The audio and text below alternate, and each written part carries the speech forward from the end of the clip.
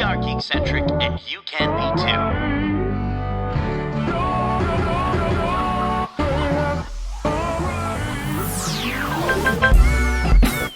Love ya.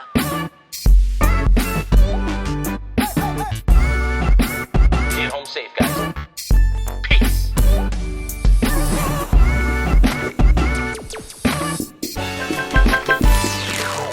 Welcome to the Geek-Centric Podcast, and welcome to our special Behind the Geeks episode for Toronto Comicon 2024 and for X-Men 97.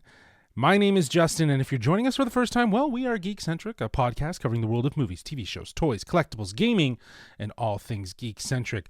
Today, it is just me introducing our lovely panel of interviews. I was fortunate enough to sit down with two of the voice actors from the early 90s X-Men animated series who are now voicing those exact same characters in X-Men 97, which is hitting Disney Plus next week, March 20th.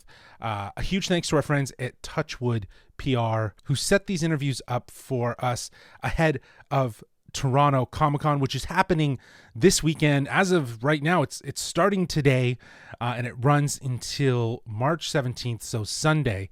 And you're going to actually be able to see these guests at the convention. And who am I talking about? Well, I was fortunate enough to talk with Lenore Zann, who voices Rouge from X-Men the Animated Series and will be voicing the character again in X-Men 97. But I also got a chance to talk to George Buza, who is the voice of Dr. Hank McCoy, aka the Beast, and he is also returning for the X-Men 97 series. This was such a great time. I'm a huge fan of the original series. I grew up with it. This is my Saturday morning cartoon watching, and I would rewatch them constantly. And I'm very excited for X-Men 97, where our coverage for that is coming next week. But for now, these interviews are really great. I'm so humbled to have had the chance to talk to both Lenore and George about the previous iteration of the X-Men animated series, and now coming back to these characters 27 years later. So without further ado, here are my interviews with Lenore Zann and George Buza. Enjoy. Hey, Lenore, my name is Justin. How are you? Hi, Justin Sugar. I am doing well. Thank you, sir. I'm so humbled to have you on the Geek-Centric Podcast. Thank you for making the time. It's so great to actually have the chance to sit down and talk to I guess a childhood hero of mine, Rouge, from the X-Men. I loved the show. I was fortunate enough earlier this week to talk with George. So now here I am talking with you, and it's an absolute delight.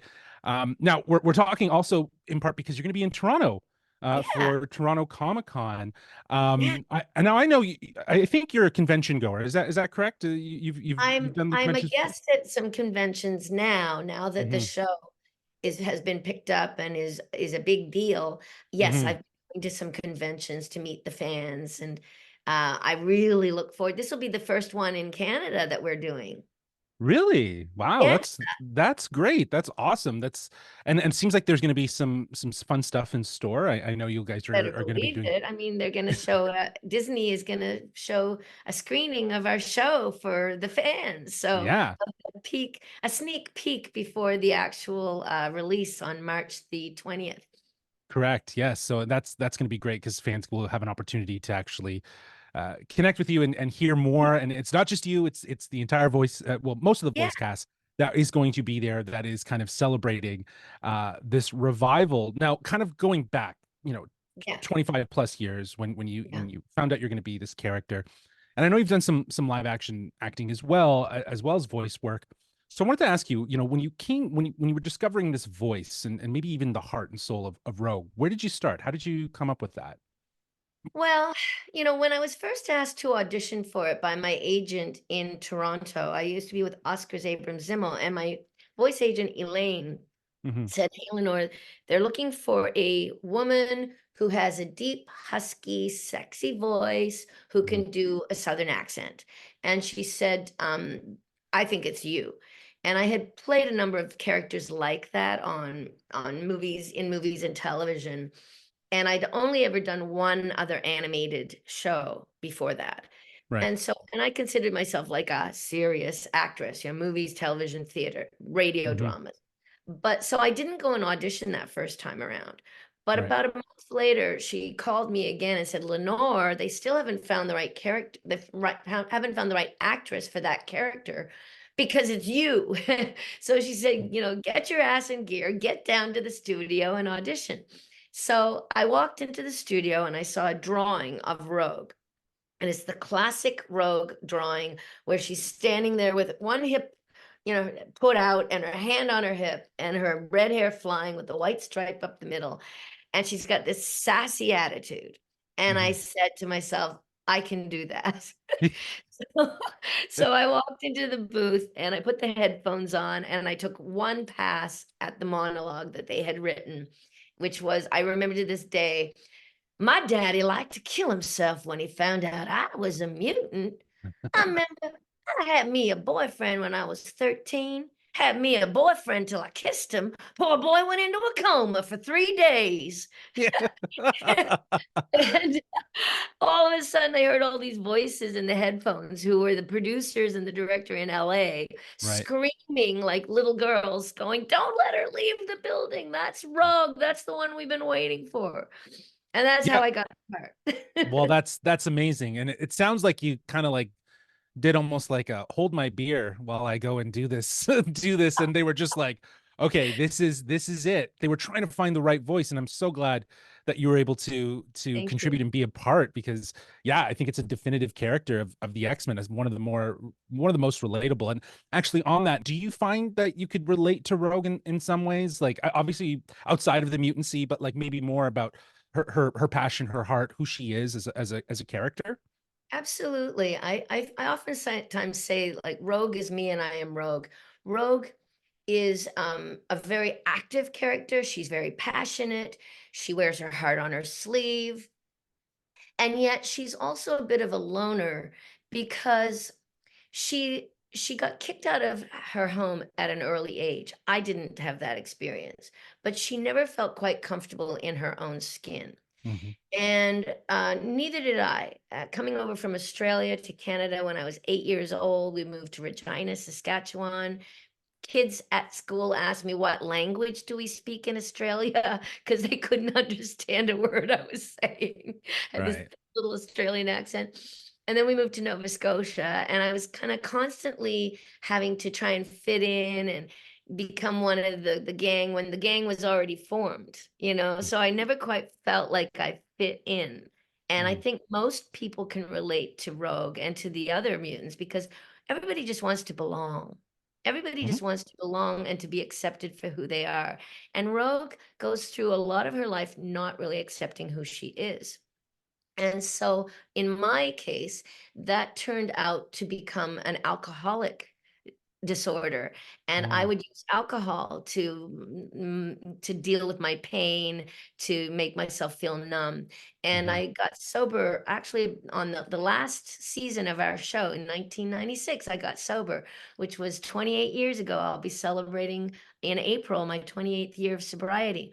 And Wow. so I think many people can relate to our characters and to Rogue specifically because she feels different and she wants to be what normal, and many people can relate to that as well because for instance when she goes to Muir Island to Mhm. try and get the scientists to take away her genetic mutation so that Mhm. she can touch people skin to skin and perhaps have a normal life and be intimate, fall in Mhm. love, have a family. But by the end of that episode, she realizes, hey, wait a minute. It's those mutant powers, those different unique powers that make me who I am. And I can use them for good to try and make the world a better place. Mhm. And she comes away saying, there ain't no cure for who you are. And I Right. think that is a very important message for today's youth Yep. and for others who are feeling persecuted at the moment. Yeah, I couldn't agree more. I think the heart of the character very much is trying to fit in, like you were describing. Yeah, that's a beautiful, beautiful story and beautiful sentiment of how you relate to her character and brought her to life. So now we're here, Thank you. 2024. You're Yeah. revisiting this character. What's changed? Is there anything that's changed, or is it just like getting on a bike and doing it all over again? Well, when I first went into the studio after I was told that they wanted me to reprise my role, I was a little nervous, thinking, do I still have it? Is she still there? But within a second or two of opening up my mouth and just laying down the lines, she was there, and it was like pulling on a pair of fine, well-worn gloves. Hmm. Um, she was right there, She never left you. she never really left me, no. That's And it's interesting, beautiful. I went into politics while I was in Nova Scotia. Yeah, I've heard. Yeah. Right. So for 12 years, I was an elected official. I was a member of the Legislative Assembly, or MPP, as they say in Hmm. Toronto, for 10 years, and then 2 years federally with Prime Minister Trudeau in his caucus as a member of parliament. And I brought my belief in justice and equality to my role as a politician as well. So right now, there's a bill going through the Senate, which I introduced, a bill that is basically an act to address environmental racism and Right. environmental justice. And right now it's in the Environment Committee on March the 21st in the Hmm. Senate. And if it passes that, it will go back to the Senate again for third and final reading. And if it passes, it will become law in Canada. And that's my contribution. And Rogue and she would be doing the same thing. Yeah, exactly. That's what I was just about to say. You are Anne Marie. You are Rogue. You guys are one. You've Yeah. done it. And I think for a lot of people, we've obviously had some live action adaptations, but for myself, this was the X-Men. Like this Thank you. was it. These characters were the X-Men. And now Yeah. here we are back revisiting, the Yeah. 97 crew and bringing back that nostalgia and bringing back a lot of the voice cast. I'm imagining Yeah. you've stayed in contact with them throughout these years. And is that true? To be honest, no. We had a Mm. reunion 5 years ago. Before the pandemic, we were invited to come to Texas to Hmm. a Comic-Con there and to reunite. And it was the first time we'd seen each other in like 25 years. And then the pandemic happened. And then at the end of it, towards the end of it, we discovered that they wanted us to come back. And so now we've gone to a few Comic-Cons and seen each other, and that's been really incredible. We're really sad that some people are no longer with us, like Norm Spencer, Norm, who yeah. was the original Cyclops, who was a dear friend of all of us. David Hemblin, who was Magneto. I loved David. I'd seen him He in was many so plays. good. He was He forever, was. and which is why, again, I've come to look at voice acting as a whole new echelon of acting. So in some cases, I guess then will this be a sort of A getting the reunion. band back together? Yeah, I guess it would be a reunion since the show's now going to be a whole new. It's going to be a Yeah. hit. I guarantee it's going to be a I hit. hope so. It's I going hope to be. so. I'll tell you, judging from reading the scripts, obviously I'm not allowed to say anything about Right. the show itself. Other than that, I'll tell you this.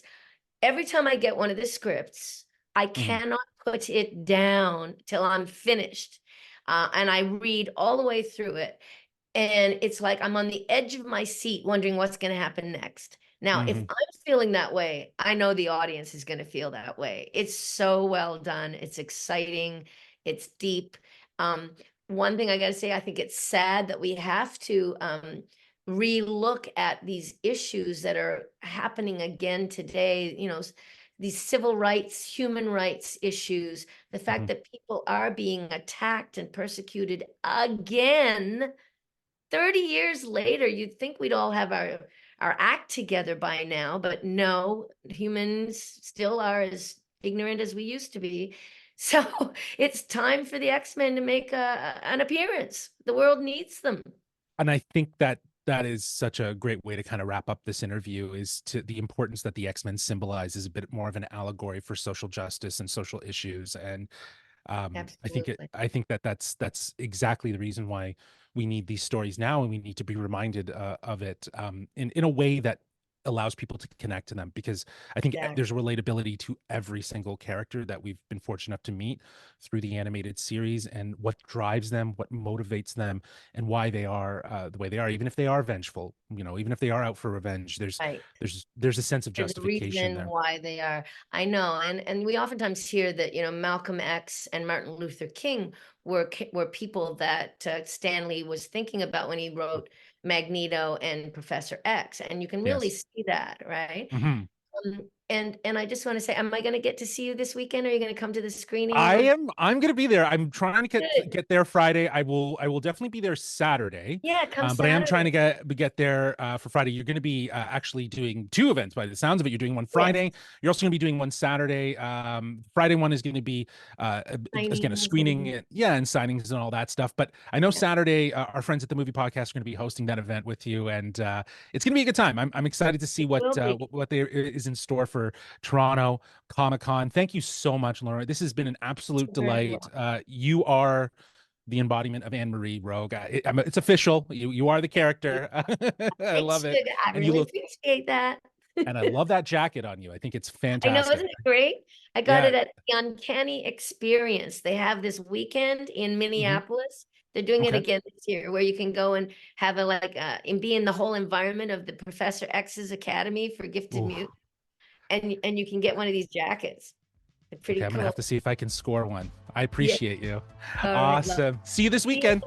Yeah, see you in Toronto. Bye. Bye-bye.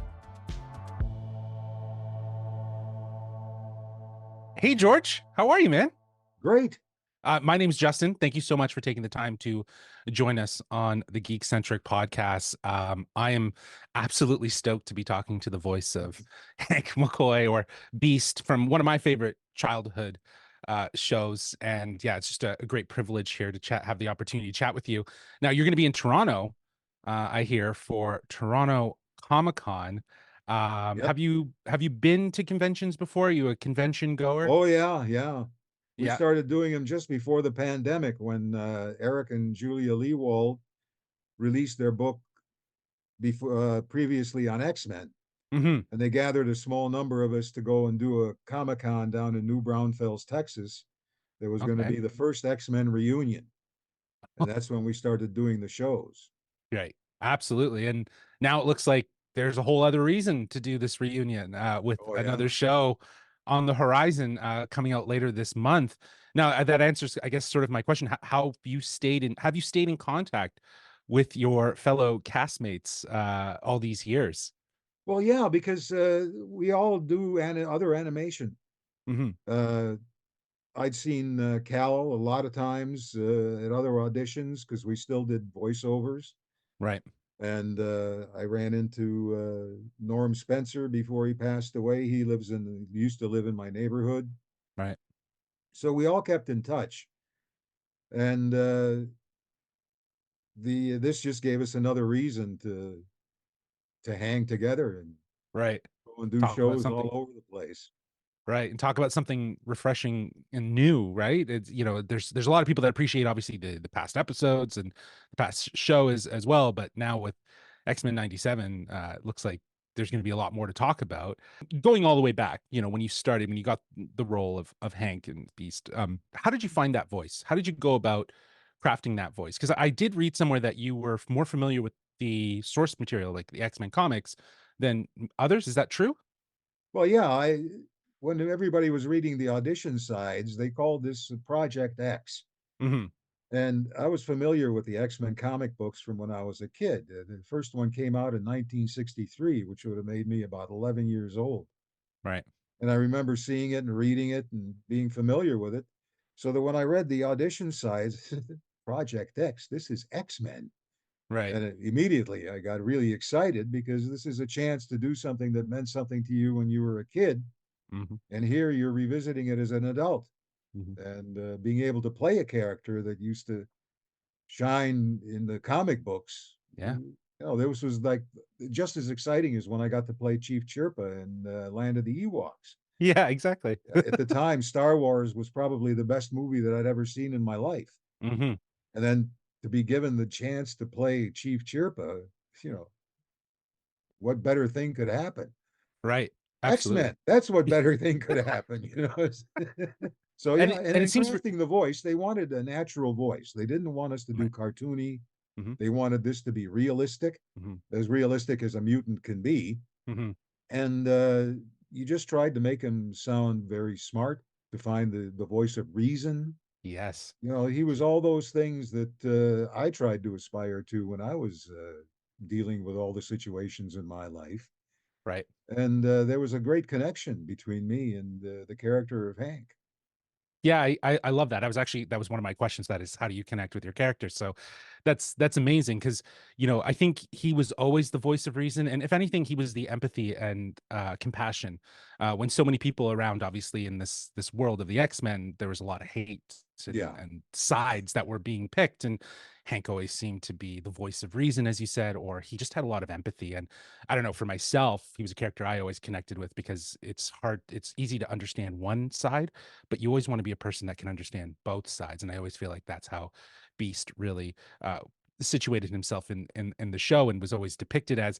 Now you're coming back to this character 25 plus years later. Was it like getting on a bike again, or was it? Oh Was yeah, there very much Was it so. like, yeah? Was there anything that you had to try differently? And how much has the industry changed in your eyes? Like, obviously, we've heard a lot with obviously the pandemic and everything. People doing more records at home, less in studio. Were you before, and when you guys were doing the show back in the '90s? Were you guys recording together? And has that changed now? Are you guys recording more like apart from each other? Well, now we're barely even seeing each other in the studio. Everybody's Right. so far apart Hmm. that occasionally you run into the person who was recording ahead of you if you arrive 10 minutes early. But a lot of times they're on different days, Hmm. the recording sessions. So you're just going in there alone and you do Right. your thing and you go home. The very first season that we did the original X-Men, we all recorded together like we were doing radio drama. But it was a Cool. very time consuming thing because every Mhm. time that you had to speak, everybody else's microphone had to be turned off. Mhm. Then you gave your line, then your microphone got turned off, and everybody else's got turned back on. So the whole idea of spontaneity was killed because it took so much time to do all that. Right. And it made a recording session that should have taken an hour last like 5 hours. And so they stopped doing it because it was very inefficient. Right. And then we all went to individual records. Unless there was a two-person scene, then they bring the two of us together. Hmm. And now you don't even really see the other people at the sessions because you can do it remotely. Right. A lot of people have studios in their own home, so they can do the recordings there. I still go to the studio. I didn't bother to build a studio in my room. Right. Right. No, of course. We've actually talked to D. Bradley Baker, who does a lot of his voice work, and he has like his own little like uh setup in his office, and he talks about the difference and how people like to situate themselves, and working with someone will always yield something different than when you're working on your own, obviously, Yeah. right? So I feel like there's a lot of opportunities, but as you said, it was probably not as efficient when everyone's together and you got to kill mics and turn mics on and stuff like that. It just draws out the process. Have you seen any of the recent any of the new episodes? Have they shown you any of them at all? Yeah. I've seen little snippets of it because we've gone in to do ADR, audio Right. dialogue replacement, and W- would you I've be able seen to? little snippets of it. It looks fabulous.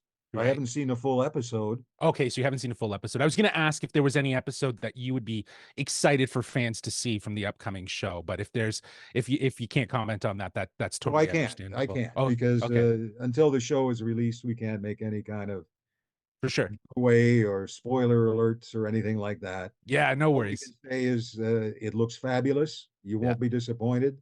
The yeah. writing is just as good as it was back in the 90s. They've kept the spirit of the show alive. Hmm. All of our characters are consistent with what we did before. Yeah. So that's all we can say.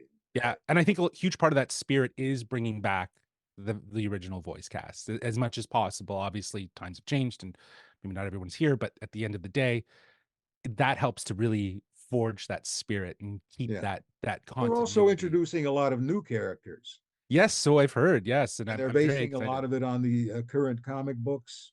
Hmm. Awesome. So it's That's great.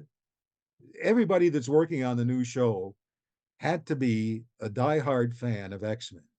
Right. In the original series, a lot of the people that were working on the show had never even really heard of X-Men. Right. They never seen a comic book. They were just animators or writers.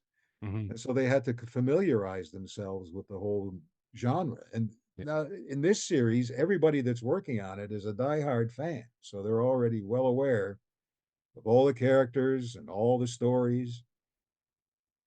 and the direction that they probably want to take these Yeah. things too, right? There's a sense of confidence, which, now that Marvel's there and behind it and kind of pushing it in a direction, there's going to be that universe building elements.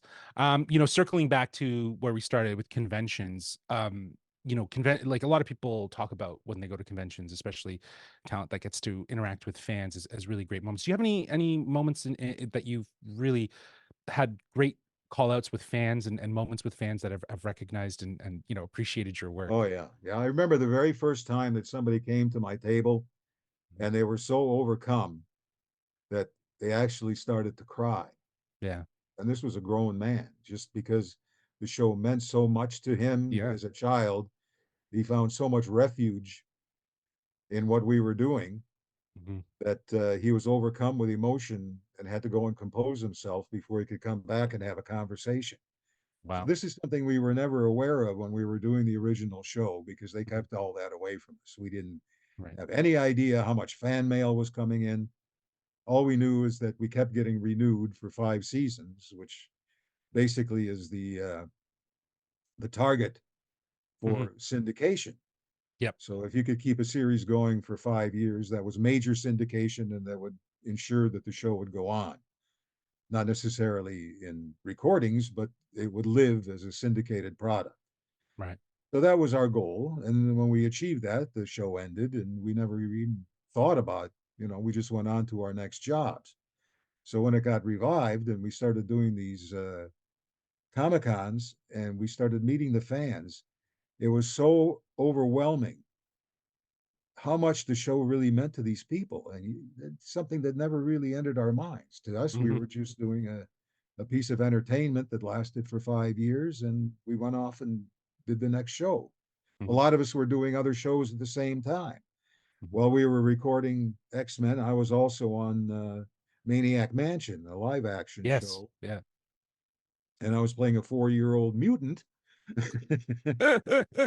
who was a giant. Right. And so I would go, the studio for Maniac Mansion was about 2 miles away from the studio we did the recording of X-Men in. And I'd be dressed up as a 4-year-old wearing kids' clothes, and I'd hop on my motorcycle and ride over to the X-Men studio, do my record, and then ride back to keep working on Maniac Mansion. Right. So you're kind of splitting your time and Yeah. doing both. That's so great though. Like I love that you kind of get to see the residual effects of what X-Men meant to fans, Yeah. in this capacity. And without the Comic-Cons, we never would have known.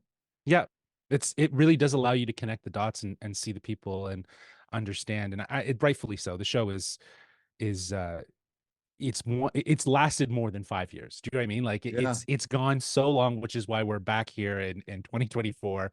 And you're working on X-Men 97, and it's about to hit Disney Plus. And I think a lot of people are beyond excited, especially because of how much the X-Men mean, not just to the MC, but to people in general, right? They're a symbol of a lot of indifference and how to overcome that.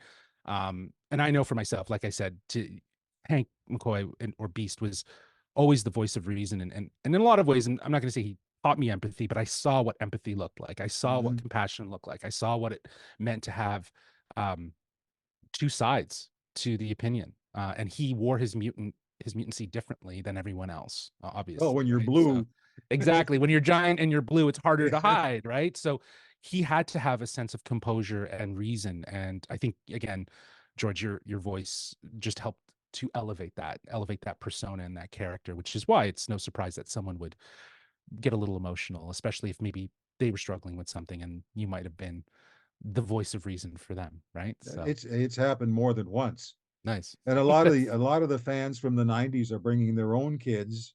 Yep. Yes, and introducing them to the old series and having watch sessions with their kids. So, these are the things that make you kind of misty, that Right. what Well, it you sounds like thought was just a job meant so much to somebody else. Yeah. And it helped them, Yep. that they found refuge in it. And, Yeah. that's the beautiful part of it, right? That's the beautiful part, the most valuable part of what we do. Awesome.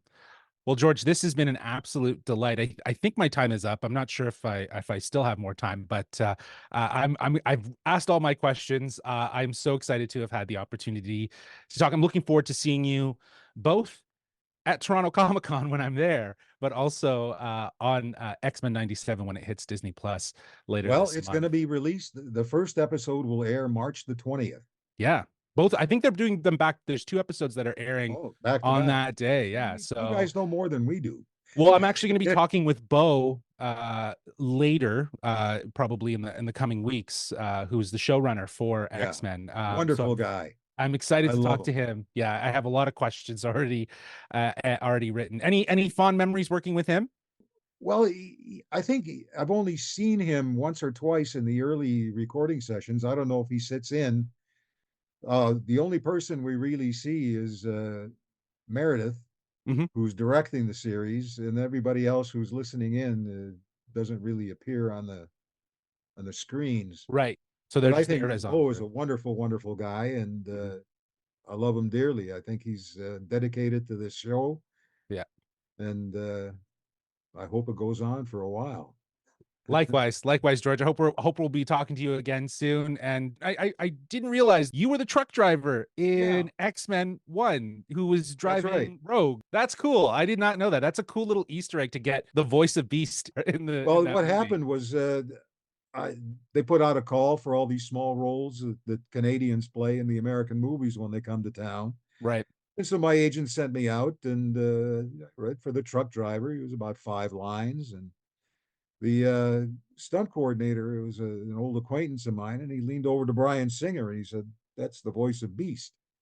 And Brian called me over to the table and he said, "Without your show, I wouldn't be making this movie today." And damn, wow, that's a heavy truck driver. Yeah, that's heavy. That's cool. That's really great to know, because I think, again, not to just do loops around here. I think before we had the MCU, before we had any of those X-Men movie, this X-Men series, the X-Men animated from the 90s, was all that everyone had. And in a lot of their minds, that was the Beast, that was the Wolverine, that was the Cyclops. And that's why so many people are looking, when they see these live action options or live action sort of traits happening, they want to see elements of what was done there. Yeah. The theme song, the Brian characters. Singer followed the comics, and he followed our series. Yep. Awesome. Well, thank you so much for your time, George. Again, really looking forward to seeing you at Toronto Comicon. Enjoy your time. We're only there one day. One day. What day are you there? Friday. Okay. And then I think we're going to be showing up for they're going to have a special screening of the first episode. Oh. In one of the hotel rooms at the convention. Sweet. And they're going to bring us in to do a little intro and a little Q&A afterwards. But we won't be at the show. We don't have room. Okay. Yeah, I imagine it's probably a little tight. So, well, that's really great to know. Thank you so much for taking the time, George. I hope you have a great rest of your day. Oh, thanks very much. And that's it. Those are my interviews with Lenore Zann and George Buza. Huge thanks again to our friends at Touchwood PR for setting this up ahead of Toronto Comicon. And Toronto Comicon is going on this weekend, March 15th, March 16th, and March 17th. And you can find all the details for the event in our show notes, as well as details about how you can actually see Lenore and George at Toronto Comicon this weekend. There is an event being held today at 2:45 with the entire cast, and they will also be showing the first episode of X-Men 97, which is totally cool. But there is another event happening tomorrow, Saturday morning, 10:30. This one is hosted by Disney. They are also going to be showing the first episode, and they will also be having a Q&A with the entire voice cast, hosted by our friends, the Movie Podcast. So we're really excited about that. So if you have the chance, please come out and support Toronto Comicon, and maybe watch some X-Men 97 at the same time. It's pretty dope. But that's it for today's special Behind the Geeks episode. If you enjoyed it, please let us know by reaching out to us at wearegeekcentric@gmail.com. That's wearegeekcentric@gmail.com. Or you can reach out to us on X at geekcentricyt, or on Instagram at wearegeekcentric.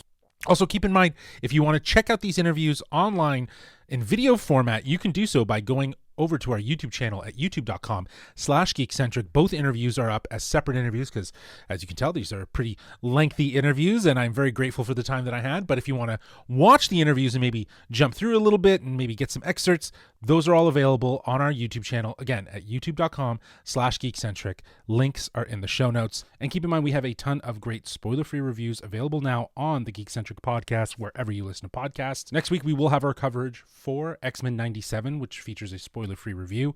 We were fortunate enough to actually see the first 3 episodes, thanks to our friends at Disney Canada, and we are really excited to talk about it. This show, if you're an X-Men fan, you're going to love it. That's all I can say. So stay tuned for that. Be sure to subscribe to us wherever you listen to podcasts. And hey, if you don't mind, if you enjoyed this episode, you enjoyed what we're doing, feel free to leave us a 5-star review. It really does help. Share us with your friends and family. But that's it for me. Thank you so much for tuning in. And until next time, I appreciate you. Peace.